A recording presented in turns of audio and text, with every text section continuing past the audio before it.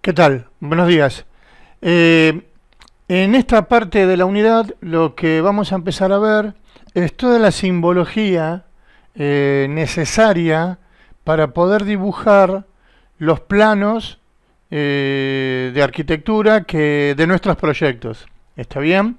Eh, Nosotros nos vamos a apoyar básicamente en las normas IRAM. ¿Qué significa IRAM? Instituto Argentino de Racionalización del Material. Básicamente, y en este año, en este primer año, nosotros nos vamos a basar en las normas IRAM 4525 con respecto al dibujo técnico en la representación en planos de construcción de edificios y en la 4526 que tiene que ver todos aquellos símbolos de artefactos y accesorios empleados en la construcción. ¿De acuerdo? Bien, como dice acá, ¿cuál es la actividad que desarrolla el instituto? Bien, la de estudiar y publicar las normas. ¿Para qué? Para poder estandarizar, para poder tener una fácil lectura del plano, cosa que cualquier individuo que tome un plano en sus manos pueda entender qué es lo que está leyendo, qué es lo que está mirando. ¿De acuerdo? Bien, vamos a pasar a la siguiente imagen. ¿Sí? Y vamos a trabajar básicamente en tres objetivos. Una es unificar la simbología gráfica, como les decía anteriormente, para que cualquier persona que tome este plano entienda de qué es lo que está viendo. La cual está comprendida por diferentes planos, como el lenguaje gráfico y el lenguaje escrito. De ahora en más, este es un nuevo lenguaje que ustedes van a empezar a manejar. ¿De acuerdo? Vamos a ver una serie de imágenes donde vamos a ver cuáles son los símbolos. Se van a llamar símbolos, ya no se llaman más dibujos, sino que son símbolos que vamos a emplear para los diferentes tipos de planos. En esta imagen que están viendo, en la parte de abajo, dice que vamos a confeccionar planos de layout, alzados, cortes y replanteos. Antes que nada, tenemos que incorporar estas palabras a nuestro vocabulario, y para eso vamos a ver de qué se trata estas palabras. Nosotros vamos a determinar al layout, al orden que va a tener los espacios que nosotros diseñemos, que nosotros representemos. ¿Sí? Se dice que el layout realiza la representación de un plano sobre el cual se va a dibujar la distribución de un espacio específico o determinado. Esa sería la definición. ¿Qué es un alzado? En realidad el alzado es la fachada de una casa, de un chalet, de un edificio, ¿sí? Vamos a tener tantas fachadas como diseños tenga ese plano, esa casa. Los más comunes en un edificio sería el frente y el contrafrente. Vamos a tener la alzada, la fachada principal, que va a ser el alzado del frente, la vista de frente, y el contrafrente, que sería la vista posterior. Y habrá en algunas ocasiones una vista lateral, dependiendo de qué suceda en alguna de esas caras de esos planos, ¿de acuerdo? Y después veremos lo que es el replanteo, ¿sí? Vamos a manejar dos tipos de replanteo. Uno va a ser el replanteo de las medidas en el terreno, y otra es la de reelaborar y poder replantear todas las medidas necesarias para poder construir lo que nosotros diseñamos. ¿De acuerdo? Bien. Entonces empecemos con la norma IRAM 4502, la que me va a explicar cómo dibujar un plano y cuáles son las partes. Acá en la imagen vemos muros, mobiliarios y artefactos. Para cada uno de esos elementos, como vimos en el trabajo de las cajitas, tienen una altura diferente. Por ejemplo, los muros los vamos a dibujar con un lápiz 2B. ¿Por qué? Porque a la hora del corte de ese plano, lo que más cerca está del observador son las líneas de ese muro. El mobiliario, como va a estar un poco más abajo de 1,20 m, ya que el muro en una planta se corta desde el piso a 1,20 m, el mobiliario lo vamos a dibujar con HB. ¿Sí? Los artefactos también con HB. Y todo lo que sea solado, todo lo que sea revestimiento, madera, cerámicos en el piso, los vamos a dibujar con 2H. El mismo criterio vamos a usar en un corte. Bien, y vamos a empezar a ver que van a aparecer algunas líneas, como la que estamos viendo acá, como el eje de medianera, como la línea municipal y como el eje de replanteo. Estos van a aparecer más adelante cuando hagamos un plano de replanteo. Pero bueno, para que ya los vayan conociendo, la forma de dibujar es la que se ve en la imagen. Hay una tabulación. Cuando digo tabulación me estoy refiriendo a las medidas que tiene esa línea larga, esa línea o punto corto y el espacio que hay entre ellas, ¿sí? Pero eso lo veremos más adelante cuando veamos plano de replanteo. Les puse acá esta imagen pequeña de los lápices y el lápiz mecánico. Tengan en cuenta, como les conté antes, que vamos a manejar siempre 3 lápices mecánicos y 3 lápices de los comunes, para poder cumplimentar con esta reglamentación. Los 2B, el HB y el 2H, ¿sí? Bien. ¿Cómo dibujamos una escalera en planta? En un plano de planta. Bueno, lo dibujamos de esta manera, ¿sí? Donde los elementos que intervienen son esa flecha que indica el sentido de subir y el arranque, con ese rectangulito. Después tenemos el símbolo de corte. ¿Por qué? Porque los primeros escalones, hasta 1,20 m, yo los voy a ver con línea llena. El resto los tengo que dibujar y van a ir con línea punteada. ¿Por qué? Porque están por encima del corte. Entonces, todo aquello que esté por debajo del corte, o sea, de 1,20 m, lo vamos a dibujar con línea llena. Lo que esté por encima de ese 1,20 m, lo vamos a dibujar en línea punteada. Acá vemos los diferentes tipos de escaleras que usualmente se utilizan. La escalera recta de un tramo, la escalera recta de 2 tramos, ¿sí?, divididas por un descanso, la escalera en U, una escalera de 2 tramos en U, con un descanso, y una escalera en L, en este caso tengo el cambio de dirección hacia la derecha, pero puede ser hacia la izquierda también, con un descanso. ¿Bien? Bien, ¿qué pasa con los muros? Vimos en el primer planito que los muros, y en esta imagen que el muro está pintado en gris. Entre el gris y el negro, ¿cuál es la diferencia? Ninguna, es una elección de quien dibuja. ¿De acuerdo? Lo que dice la norma es que si nosotros nos encontramos un muro, como en este caso, como muestra la imagen, de color negro, y las líneas también van a ser de color negra, como vemos acá, negro, la línea que define el muro, color negro, y el relleno negro, significa que es un muro existente, que es un muro que está construido, que lo podemos ver, tocar. Si en un plano nosotros vemos un muro con líneas A45 y su línea de definición amarillo, significa que es un muro a demoler. Si en un plano vemos un muro todo de color rojo, significa que es un muro a construir, es un muro nuevo, que en esa construcción se va a dibujar. Significa que el muro va a ser nuevo, es un muro que se va a construir. Y si vemos un muro acompañado en el exterior, de la parte exterior, con una línea punteada, significa que ese muro tiene un alero, contiene un alero. Bien.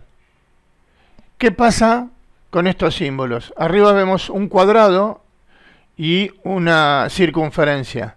En realidad hay otras formas, ¿eh? Hay rectángulos, hay pentágonos, hay hexágonos y pintados de color negro. Esta es la forma de representar una columna, ¿eh? En un plano vamos a representar la estructura de esa construcción en color negro. ¿Sí? ¿Qué pasa? Dijimos que teníamos los muros en color negro y era un muro existente. Si yo tengo una columna y la pinto, no la voy a ver. Bien, en ese caso el muro se deja de color blanco, con las líneas que lo definen en color negro y en 2B, y lo único que se va a pintar va a ser las columnas. ¿De acuerdo? O sea, tenemos las dos alternativas. Puedo dibujar el muro de color blanco con la estructura en color negro, y eso también significaría que es un muro existente. ¿Sí? Abajo vemos la columna con dos líneas punteadas. Eso significa que lo que estoy viendo ahí es una columna y la proyección de la viga. ¿Por qué la veo punteada? Porque esa viga estaría por encima del 1,20 m. ¿Está bien? Bien, abajo vemos un símbolo, un rectángulo con un triángulo negro, mitad blanco, mitad negro. Eso significa, esto lo van a ver mucho en edificios, y son los plenos. Se llaman plenos o ductos, ¿sí? Y es el lugar por donde podemos instalar cañerías, o usarlos como ventilación. Bien. Otro de los símbolos que ya los vimos en el trabajo de las cajitas son los cortes, los símbolos de cortes. Fíjense, acá hay dos cosas muy importantes que tenemos que respetar. La primera es la posición del elemento que me marca el sentido hacia donde estoy viendo, que es ese triángulo o la flecha, o como se ve en la parte derecha, las diferentes alternativas. ¿Sí? Y en la parte izquierda ven esa línea, esa flecha un poco más gruesa y la línea que va a marcar el corte con una línea más fina. Esa flecha se va a dibujar con 2B,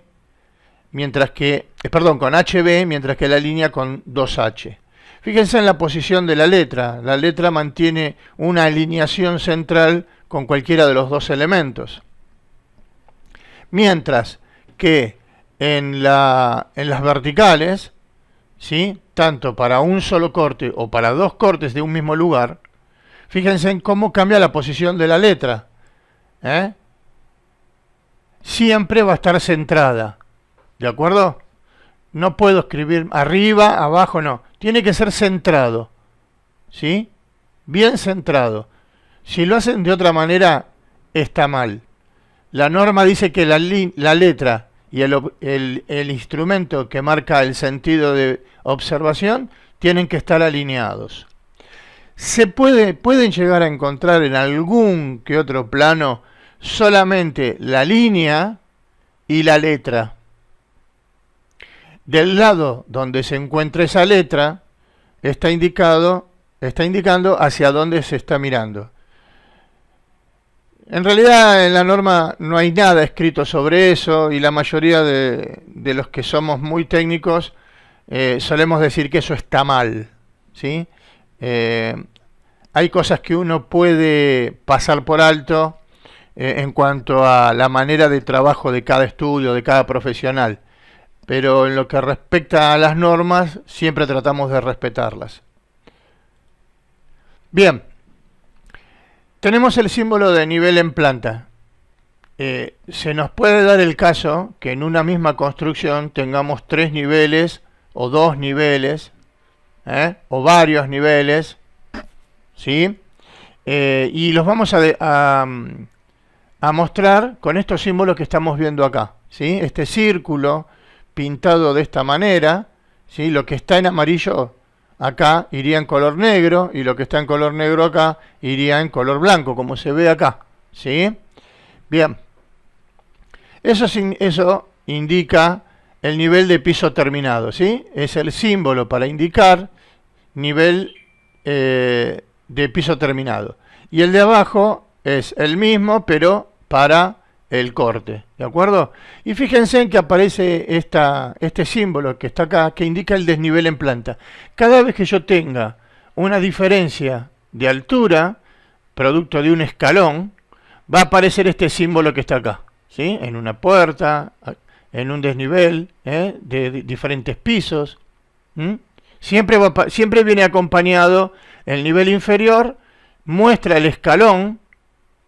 Este elemento lo que hace es mostrar el escalón y la altura próxima al haber salvado ese escalón. Bien, ¿qué pasa con el sistema de cotas? Básicamente nosotros vamos a usar estos dos. Hay otros, pero estos son los más comunes, ¿sí?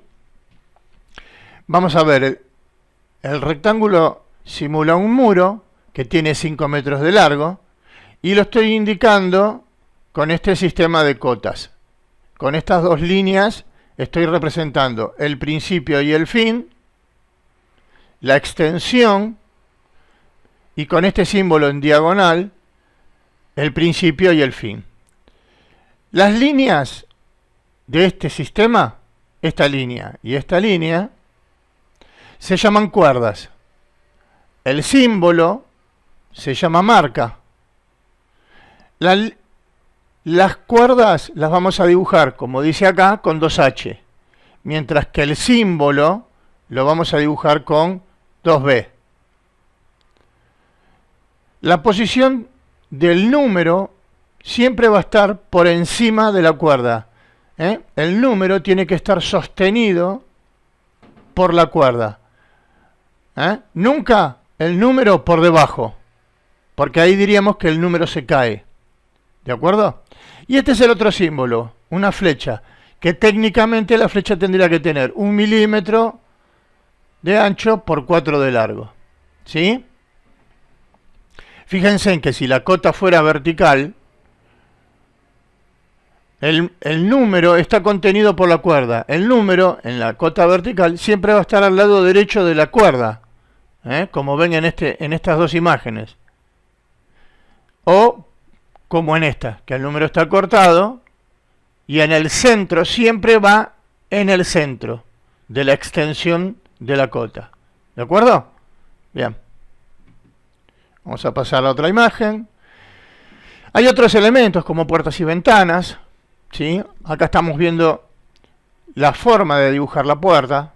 Acá tenemos los dos muros, la puerta y el barrido. Este cuarto de circunferencia lo que está mostrando es el barrido de la puerta y el perfil de la puerta.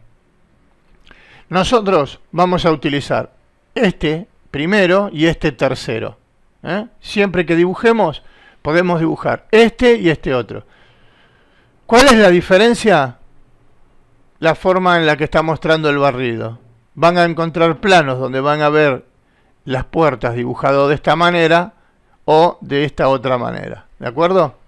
Yo les recomendaría que a la hora de dibujar, para la materia dibujo técnico no tengo mucho inconveniente, yo acepto cualquiera de las dos formas. En diseño, casi siempre les van a pedir que las puertas las dibujen de esta manera. Bien, como vemos en la imagen inferior, lo que más me interesa acá es que vean cómo se dibuja una puerta embutida, que acá por razones de idiomática la llaman escamotable, pero en realidad es una puerta, nosotros la llamamos puerta embutida, una puerta corrediza o una puerta plegadiza. Estas son las tres maneras de poder dibujar una puerta en nuestros diseños. Si decidimos tener una puerta empotrable, vamos a dibujarla de esta manera. Una puerta corrediza de esta manera y la puerta plegable de esta otra. Esta que tienen acá arriba es la vaivén, ¿sí? La típica esa de las películas americanas, de los cowboys. Bueno, esta es la puerta vaivén, esa que va para los dos lados, ¿sí? Una se dibuja llena y la otra punteada, y el semicírculo describe el sistema, la apertura de la puerta. Y acá en esta otra imagen lo que estamos viendo es tanto puertas como ventanas, como es el abatimiento. La punta del triángulo punteado está indicando por dónde tomamos la puerta, y los dos grandes es por dónde va a pivotear la puerta.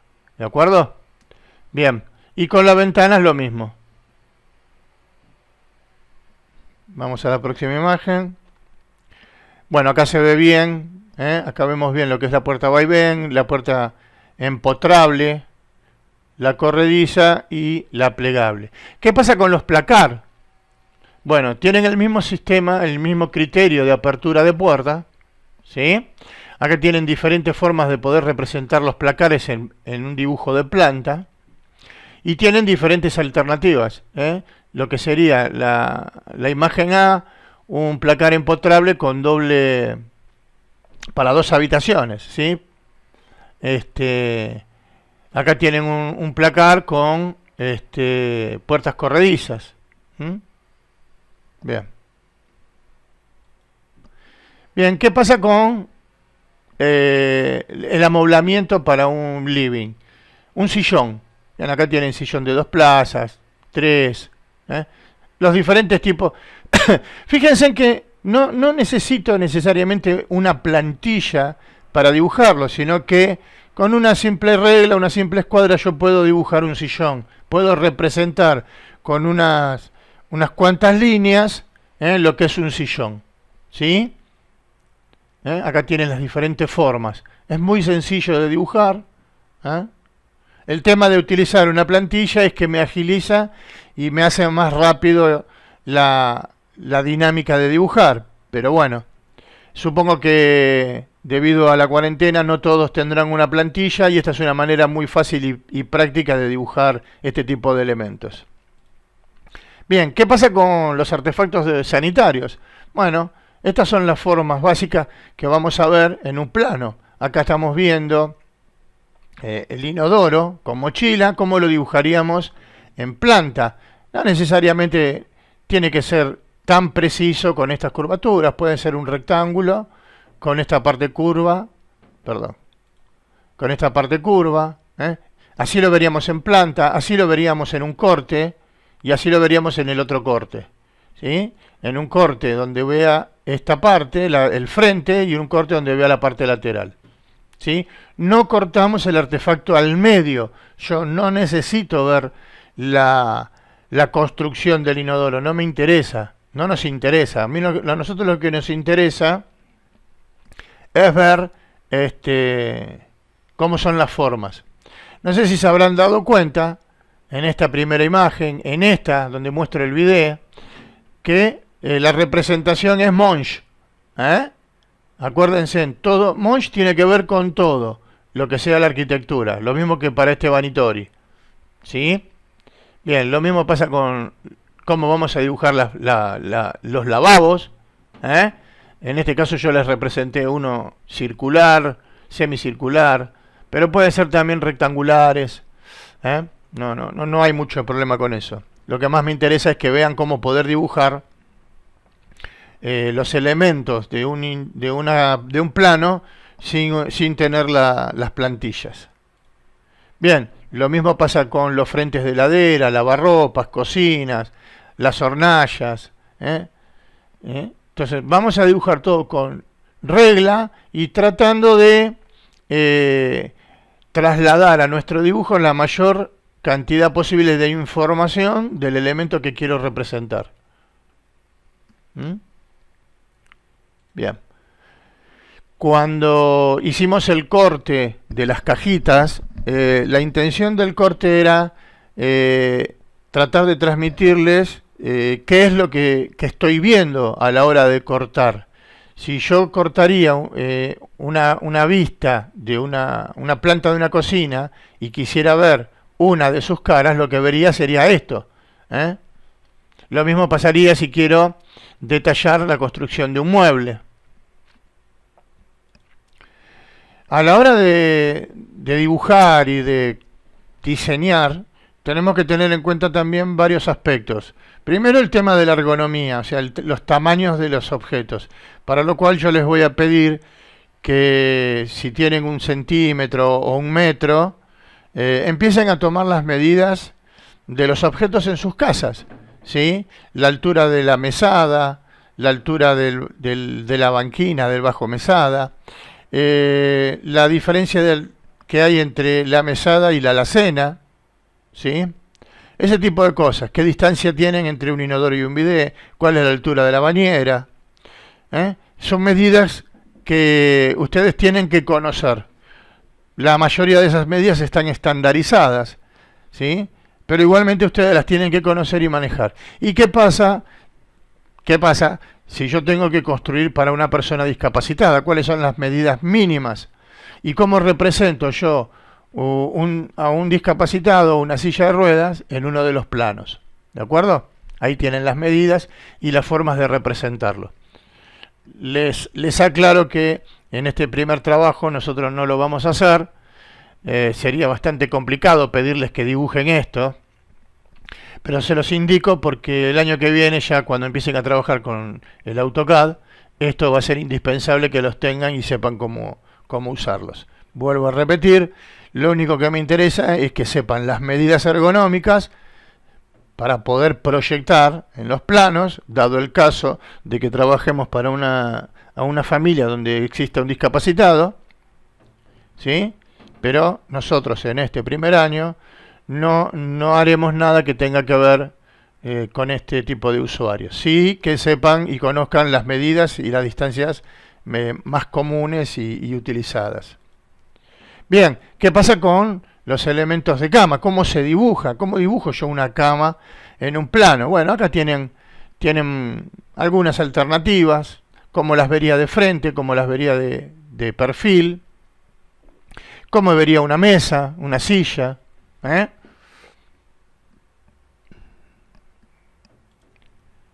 Bien, se terminó el video y cualquier duda que ustedes tengan me las pueden consultar vía foro.